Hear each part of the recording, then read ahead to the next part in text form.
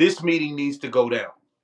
I know it's a lot of people that be like, oh, you could just replace a D coordinator. Listen, man, the leaders, yes, Myles Garrett is Myles Garrett. He's going to be a great player in any defense. Denzel Ward is going to be a great player in any defense.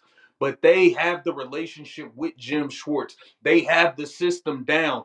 It's not just about the stars, the supporting cast, the Grant Delpits, all these other guys like this system, understand this system, know this system, and it would be great for Todd Monken if he can keep Jim Short. Todd, you need to walk in that meeting playing that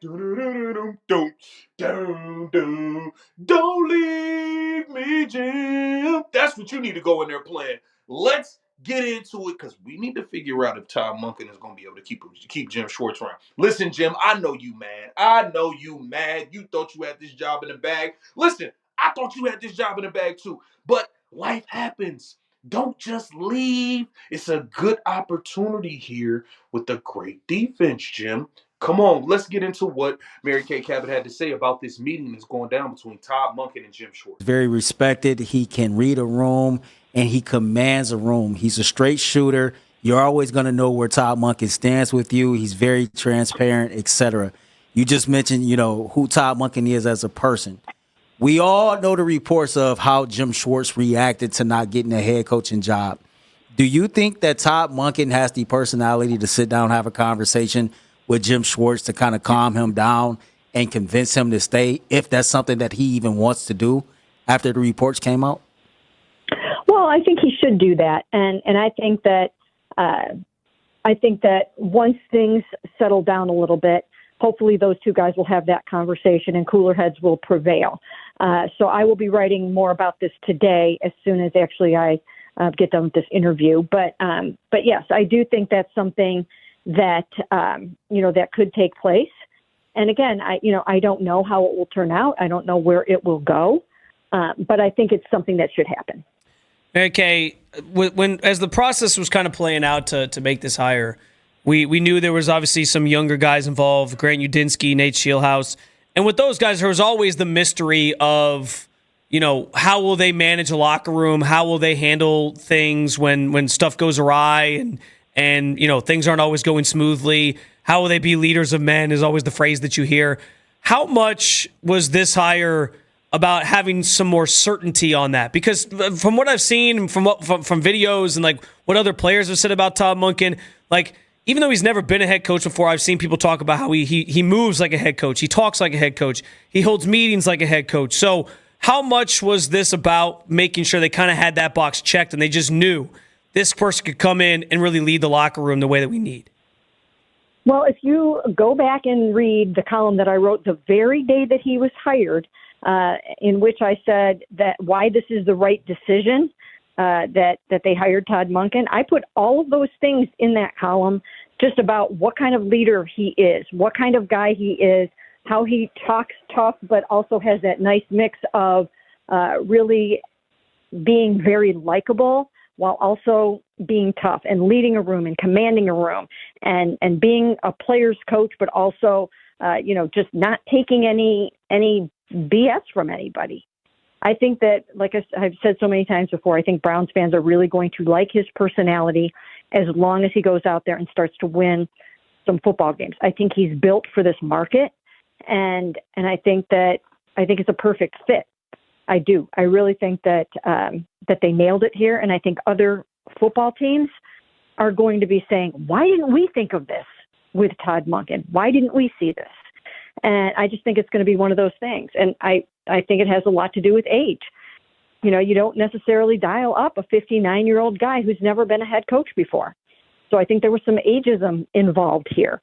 I think if he were 39, I think that he probably would have had plenty of attention for a head coaching gig. So we'll see how it goes. But I just do think that he brings the right blend of everything, just in terms of demeanor, personality, leadership, toughness, and all of those things. Mary Kay, this is more of a statement than a question, and you can elaborate it if you want to. But as you were speaking, and me and Spencer talked about this earlier, ageism is a real thing. I'm only 38 years old, and I'm sorry, 59 is not old, right? This is not turning 60 in 1960 when you might pass away 2 years later. Health and medicine and everything else has advanced so far to where 60 is still a young man. And all I could think about was I don't know exactly what coaching cycle it was, but Bruce Arians really, really wanted to be the head coach of the Cleveland Browns. And ageism might have played a role into why he didn't get that job. And you see how things worked out for him. I just wonder if this was a situation to where somewhere in the Browns organization, they said, okay, let's not make the same mistake twice. Am I on the right track? Yes, no, maybe? Well, I do think that Bruce Arians is a great example of why you should give someone a chance if they're qualified, and you can't let that number get inside your head.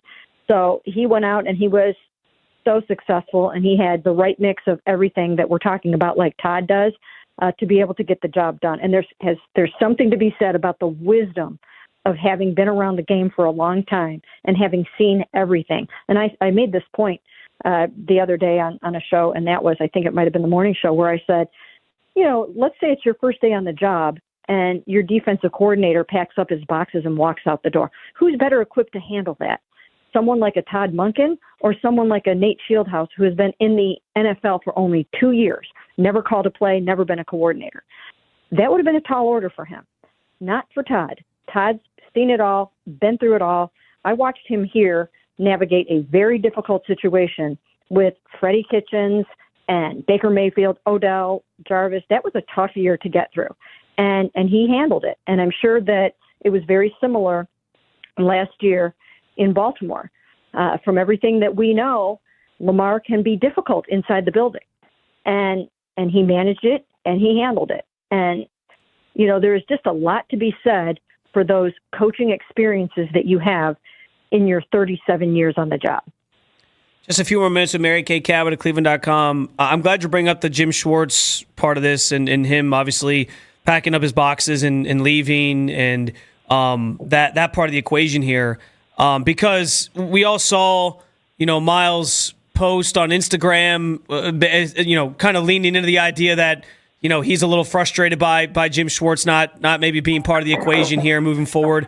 So I guess, Mary Kay, if yes, we hope they have a conversation and they can smooth things over. But if Jim Schwartz is not here, how troublesome could it become in that locker room, especially on the defensive side of the ball, when there were so many people who spoke glowingly of Jim and clearly wanted him to be part of this whatever future the Browns had?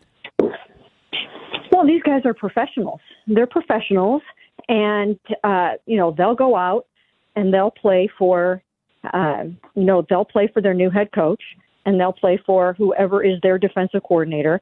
And I think that they will handle it professionally, and they'll go out and they'll do the best that they possibly can. And as far as Miles is concerned, and I've been saying this for a couple of days, last year the Browns steadfastly refused to trade him. We have no idea if Miles would even think about asking to be traded this time around. But I have been saying, again, that if they weren't going to trade him last year before they paid him all these big bucks, then why would they do so this year? So I think we just need to keep that in mind.